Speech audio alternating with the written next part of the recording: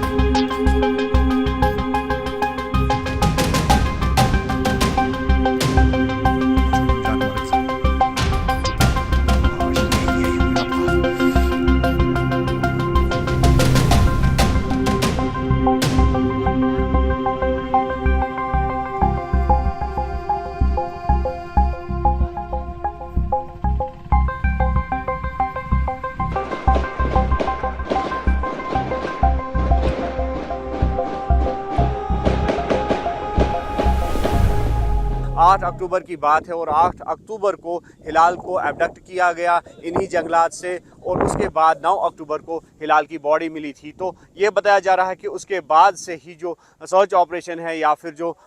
इन मिलिटेंटों का सुराग लगाने की बात है तो उसको जारी रखा गया और उसके बाद आज सिक्योरिटी फोर्स को बिलाखिर कामयाबी मिली और कहीं ना कहीं ये कहा जा रहा है कि हिलाल की किलिंग का बदला जो है वो लिया गया इन दोनों मिलिटेंटों की हलाकत की शक्ल में। और फिलहाल हम ये कह सकते हैं कि कॉम्बिंग ऑपरेशंस या फिर सर्च ऑपरेशंस जो है वो लगातार जारी है। और आप देख सकते हैं कि जो यहाँ की टोपोग्राफी है कितने घने जंगलात है और इन घने जंगलात में ही इन मिलिटेंटों को मार गिराया गया है। और ये कहा जा रहा है कि काफ़ी देर से, जिस तरह से हमने कहा कि हिलाल की किलिंग के बाद लगातार यहाँ पर कोऑर्डिनेट सर्च ऑपरेशंस की खबरें मिल रही थी और इस एरिया को लगातार कॉर्डन में तब से रखा गया था और जो इंटेलिजेंस इनपुट है उसको भी मज़ीद जो है सख्त कर दिया गया था। इंटेलिजेंस जो ग्रिड है और उसके बाद इंटेलिजेंस इनपुट के बेसिस पर ही इस ऑपरेशन को लॉन्च किया गया और एक ब्रीफ एनकाउंटर के दौरान दोनों मिलिटेंटों को मार गिराया गया। और फिलहाल हम ये कह सकते हैं कि जो ऑपरेशन है वो अब भी जारी है और ये कोशिश की जा रही है कि अगर इस एरिया में कुछ और मिलिटेंट छुपे हुए हैं तो उनका भी सुराग जल्द से जल्द लगाया जाए और उनको भी न्यूट्रलाइज करने की कोशिश जो है वो जारी है।